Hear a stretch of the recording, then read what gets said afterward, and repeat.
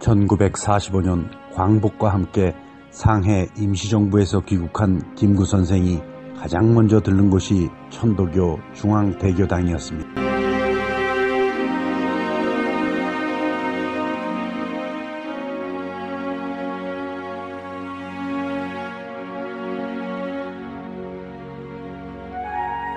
삼일운동의 중심이자 독립운동의 지원군이었던 천도교. 그 중심에 있던 천도교 중앙대교당은 종교집회의 장을 떠나 민족운동의 진앙지였던 것입니다.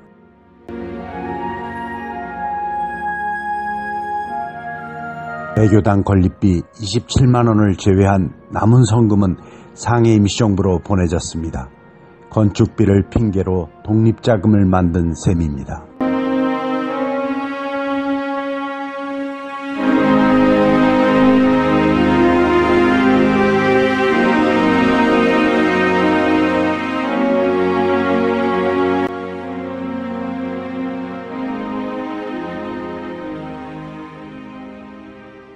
인사동 TV 시청자 여러분 안녕하십니까.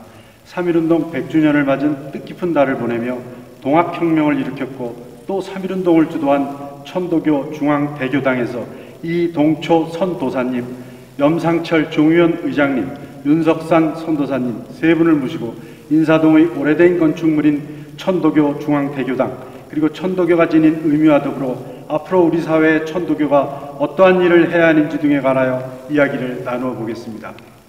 먼저 이동초 선도사님께 여쭙겠습니다. 네, 우선 이렇게 훌륭한 천도교 대교당의 역사에 대한 간단한 말씀을 좀 해주십시오. 지금부터 98년 전 1921년에 건축된 천도교 중앙대교당입니다. 윤보선 전 대통령의 아버지인 윤치호 씨 소유인 1,400평 대지를 매입을 했습니다.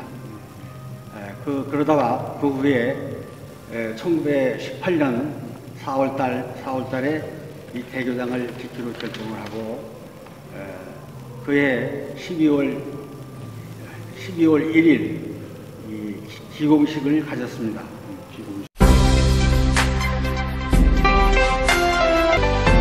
염상철 종의원 의장님께 여쭙겠습니다.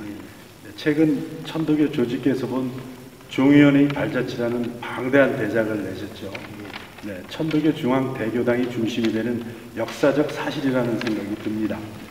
네, 종의원이란 어떤 기능을 지닌 것이며 어떠한 일을 수행하는 것인지 좀 말씀해 주십시오. 예. 천도교 종의원은 천도교 중앙총부와 천도교 유지재단의 사업계획과 결산을 심의 의결하고 그 공과를 엄정하게 평가해서 규정과 제도로서 교단의 발전을 도모함은 물론 교인들의 수도와 신앙생활을 뒷받침하는 그런 부서입니다. 또한 제한된 규정의 제정 및 개정안이 교훈에 위배됨이 없는지 그리고 스승님의 가르침과 교회의 목적을 준수하고 지향하는지를 세세히 명철하는 그런 입법기관이라고 생각합니다. 예, 알겠습니다. 그렇다면 천도교 중앙총부의 조직 안에는 그래서 그동안 그 종의원이 했던 여러 가지 일이 있을 텐데 그 중에서 어떤 역사적인 일이 있으면 좀 한번 소개해 주시기 바랍니다. 네, 그 동학 천도교는 창도 당시 때부터 보구간민의 정신과 함께 척양 척외 운동, 동학혁명, 갑진 개화운동이 말해주듯이 사회적 정치적 면에서 많은 활동을 해왔습니다. 일제강제 방탄이 이루어지는 1910년을 기점으로 해서 뜻있는 인사들이 천도교로 모여들 당시에 전국에 280개의 지방교구를 설치하고 3.1운동 무렵에는 무려 교인 숫자가 300만의 교단으로 성장하게 됩니다. 그때 컸었네요. 이와 같은 조직과 힘으로 3.1운동을 천도교가 주도적으로 준비를 할 수 있었던 것입니다. 이처럼 교세의 신장과 함께 천도교는 천도교 대헌에 의해서 중앙총부의 조직을 새롭게 개편하고 1922년 1월 17일 대헌을 종헌으로 개정해서 지금의 종의원 역할을 하는 총인원과 감사원 역할을 하는 종법원, 그리고 종무원의 역할을 하는 종리원으로 개편함으로써 천도교단은 국가의 헌정체제와 흡사한 입법, 사법, 행정의 상권체제를 갖추게 됩니다.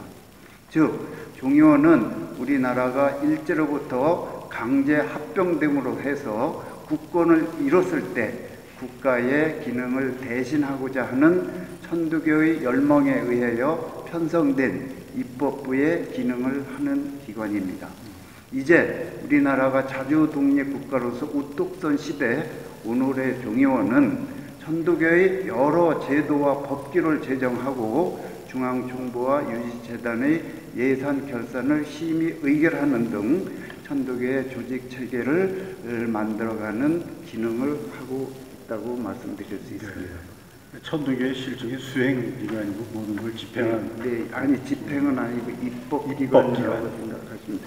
그 집행하는 기관은 이제 종무원이라고 해서 정부로 말하면 행정부의 기능을 하는 기관. 우리나라가 이제 일제로부터 병편이 됐으니까 국가 기능이 없어졌잖아요. 예. 이게 천도교가 국가 기능을 대신하겠다는 그런 각오로서 그 상권 물리과 같은 그러한 조직을 만들었어요.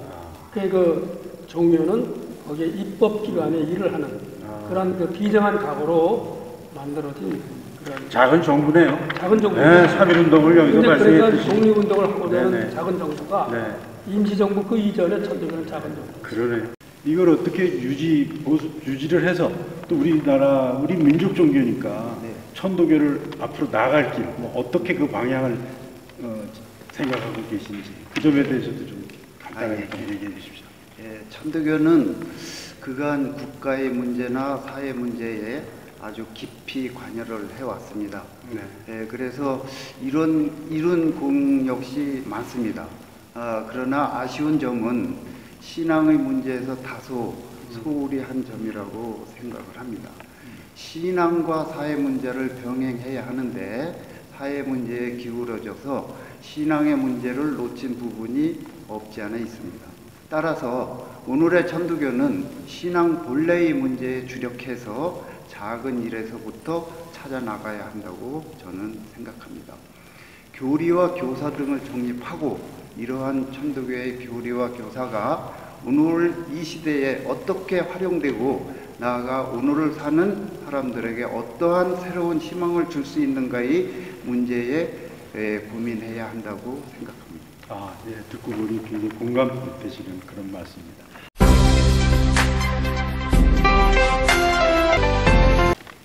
네, 이번에 윤석산 교수님께 여쭤보겠습니다.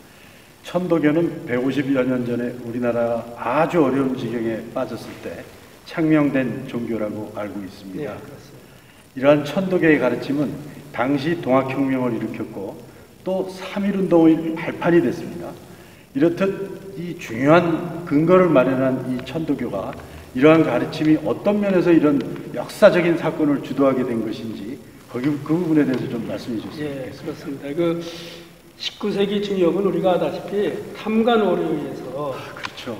뭐 아주 그 백성들이 어려운 토탄중에 빠졌고 외세의 침입이 가시화되고 있던 그러한 아주 내외적으로 어려운 시대다. 사실 그 시대는 종교란 말은 없었어요. 그렇지만 뭐 유교나 불교와 같은 가르침의 말씀이 있었습니다. 같은 말인데 종교나 이 가르침의 말씀이라는 것은 궁극적으로 뭐냐? 사는 사람들에게 희망을 줄 수 있어야 돼요. 그렇죠. 희망을 주지 못하는 가르침은 죽은 가르침이 되는 거죠.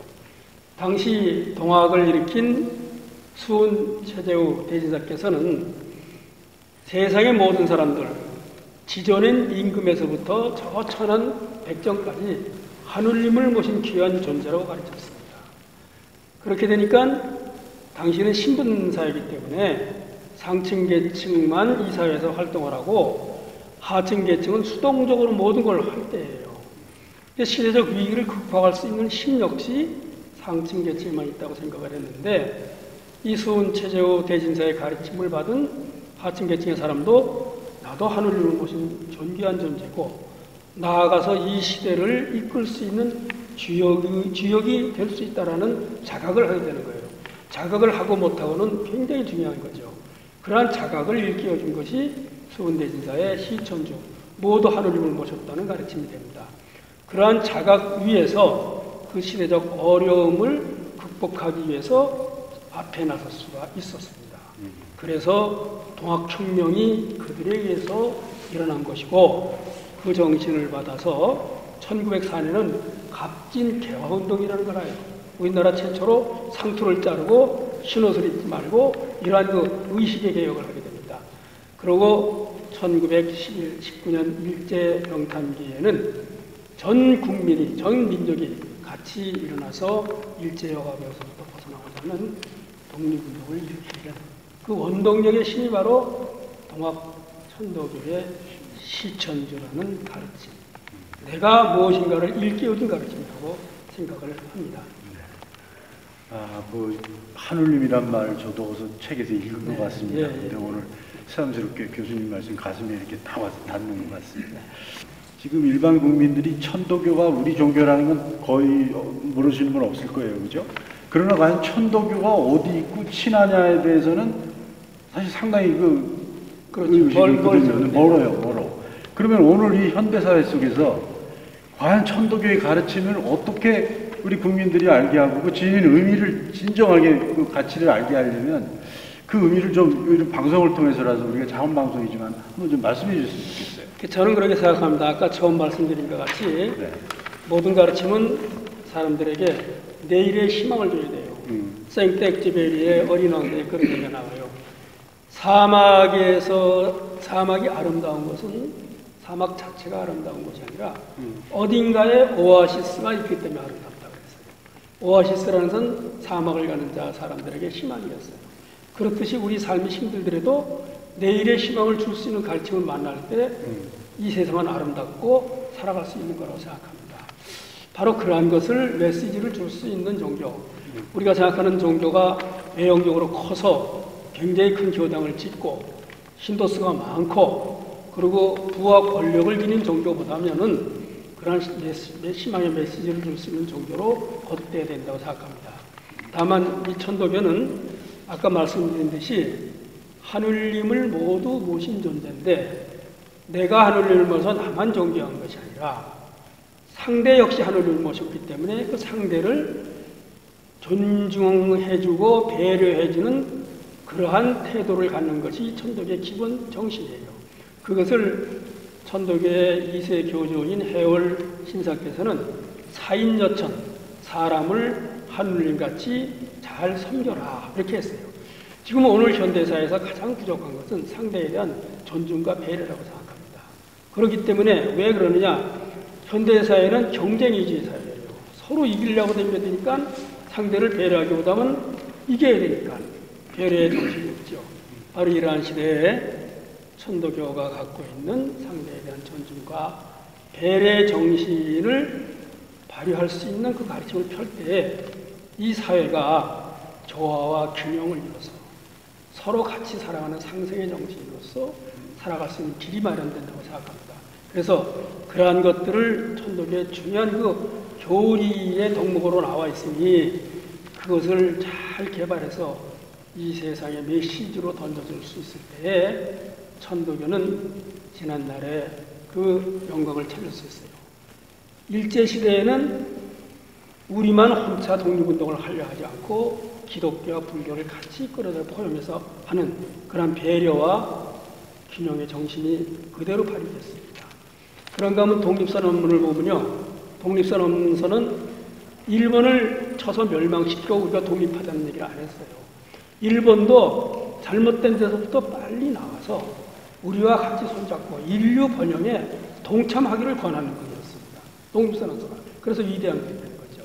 바로 그러한 정신이 다시 살아났을 때에 천도교는 그 내일의 밝은 길로 갈 수 있다고 생각합니다. 세 분 말씀 고맙습니다. 오늘 저도 천도교에 대해서 좀 다시 생각하고 또 다시 공부하는 이런 계기가 된 것 같습니다. 자, 인사동 TV가 오늘은 3.1 만세 운동의 발생지인 인사동 천도교 중앙교당에서 세 분을 모시고 3.1 운동에 관한 천도교의 역사적 역할과 그 의미를 들어봤습니다. 감사합니다.